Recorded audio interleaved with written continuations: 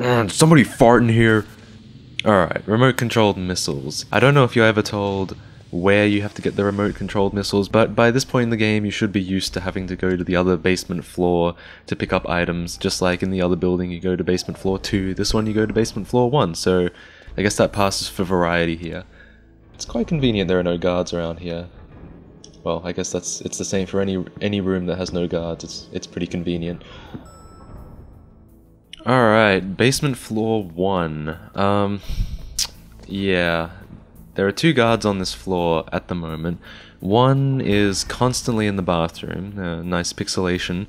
The other is in the main area, and I think they kind of switch between roles, as in like, one is in the main area, and then one is in the toilet, and then the one in the toilet goes to the main area, and there's 2 guards in there for a little bit, and then the other guard goes to the toilet, and then it keeps just going back and forth like that. I don't know if they have any, like, canonical explanation as to why the guards have to go to the toilet so much. I guess they collectively drink a lot, or something like that.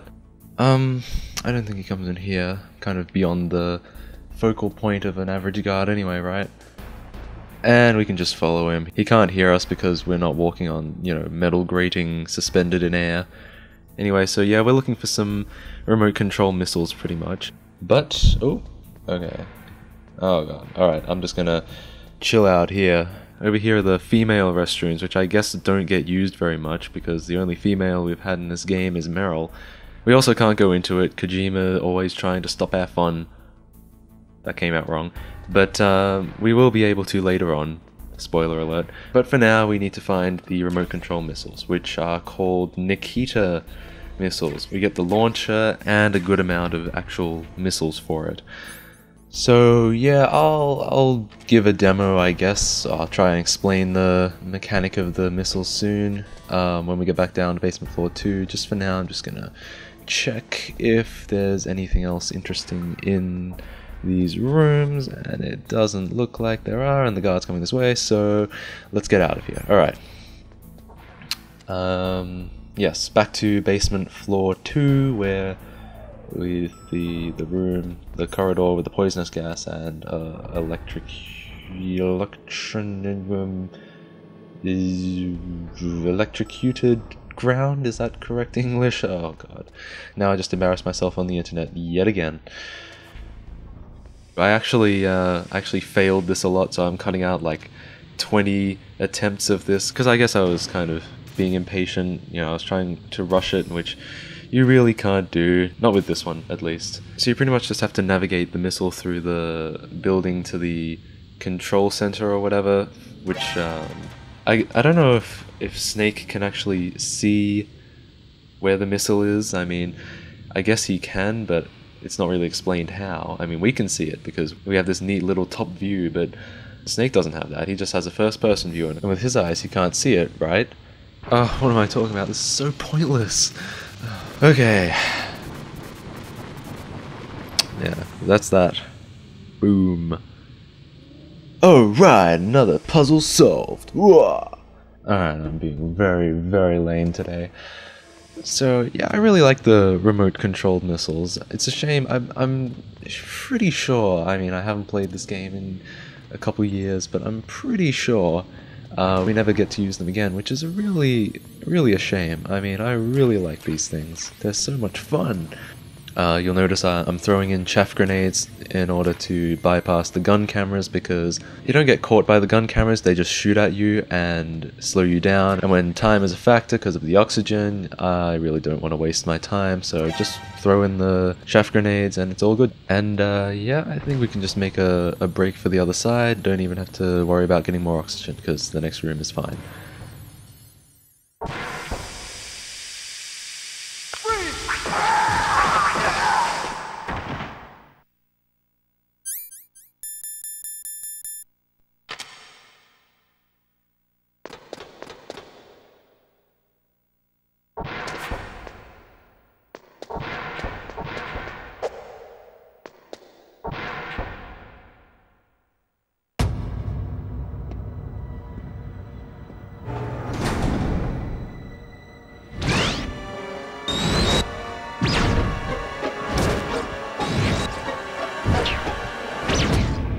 feels like they were cut by some type of blade.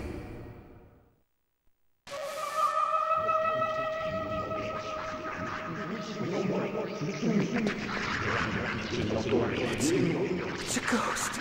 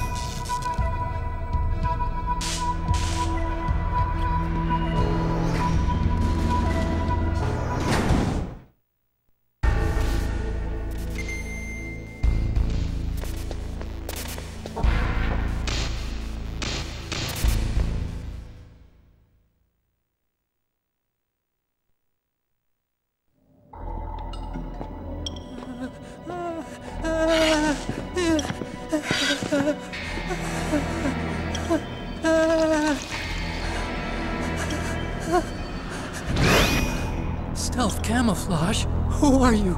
Where is my friend? What are you talking about? Oh, what next? Snake. You're that ninja. I've been waiting for you, Snake. Who are you? Neither enemy nor friend. I am back from a world where such words are meaningless. I've removed all obstacles. Now you and I will battle to the death. What do you want? I've waited a long time for this day. Now I want to enjoy the moment. What's with these guys? It's like one of my Japanese animes. I've come from another world to do battle with you. What is it, revenge? It is nothing so trivial as revenge. A fight to the death with you. Only in that can my soul find respite. I will kill you, or you will kill me. It makes no difference.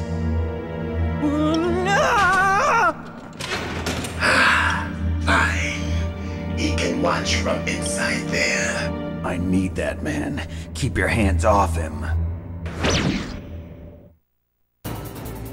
Now, make me feel it. Make me feel alive again. What is this, boss fight number 3? We are powering through these. If you're anything like me, then this fight would have been overwhelmingly difficult when you first tried it. And the main reason is because none of your weapons seem to work. Now, of course, when you first encounter a boss, you're always trying to discover any patterns, what weapons work best against the boss, what you're supposed to, do, and nothing seems to work. And you're not really sure if it's just not working very quickly or if it's not working at all. Now, the fact that it seems like none of your weapons are working is actually not a delusion. They are not working. And the reason why is because you're actually supposed to fight melee at this point. And if you listen to what the ninja says, he kind of implies that none of your weapons are going to work, but it takes a little bit more critical thinking to realize that none of your weapons are going to work at all.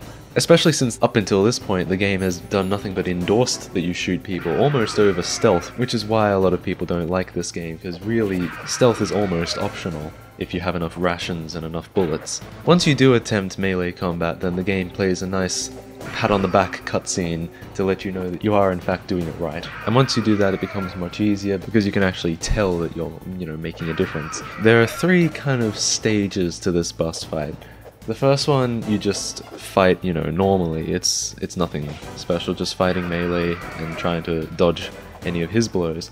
The second stage, he starts employing some, teleportation, and he moves around a lot, and you kind of have to run around and find him, and he also employs some invisibility. So not only is he moving to random places in the room, you also have to find him. And if you just run into him while he's invisible, then he gets a free punch. Invisibility in Metal Gear Solid always looks like a glass sculpture, so you can kind of see him and you can see he's got a shadow, which by its very definition, invisible objects should not cast a shadow, but, you know, logic. The third stage, he stops doing any teleporting or invisibility and just starts slowly following you around. At this point you're probably thinking, well, this boss fight has suddenly become much easier, but there's still a gimmick to it. If you swing a punch at him, then he will teleport to like the opposite side of you and then punch you there. Now of course the strategy to this is to punch in one direction, then to quickly swing around and punch in the other direction. And because he's not always on the exact opposite side, you kind of have to do a little bit of guesswork. The game does give you enough time to kind of correct your direction if you don't get it right the first time, but still you have to be pretty quick. At the very end of the fight, when the ninja has run out of health, then it'll create this like electrical orb around it which you can't touch, so you can't melee him anymore. At this point the game decides to unteach you what it taught you about melee fighting so far, and now you're just supposed to shoot him. I'm pretty sure you can use any gun, but I just use the FAMAS, whatever it is. Anyway, so that's the boss fight with weird ninja thing. It is a little intimidating at first, one because the ninja itself is intimidating, and two because there's a lot of guesswork involved. You have to do a lot that the game kind of trains you not to do throughout the game, but once you've got everything down, once you've got the patterns and once you know what you have to do, it becomes pretty easy, and I actually played through this on my first try for this Let's Play. The clashing of bone and sinew.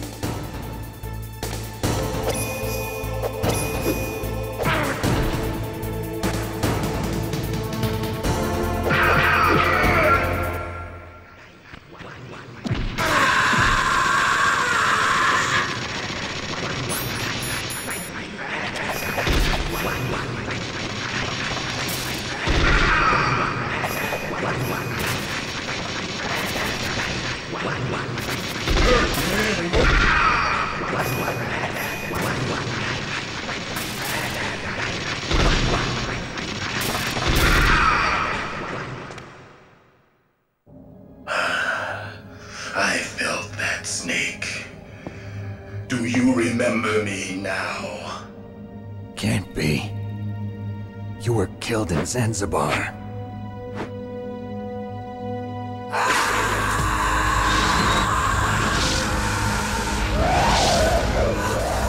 What? Not again.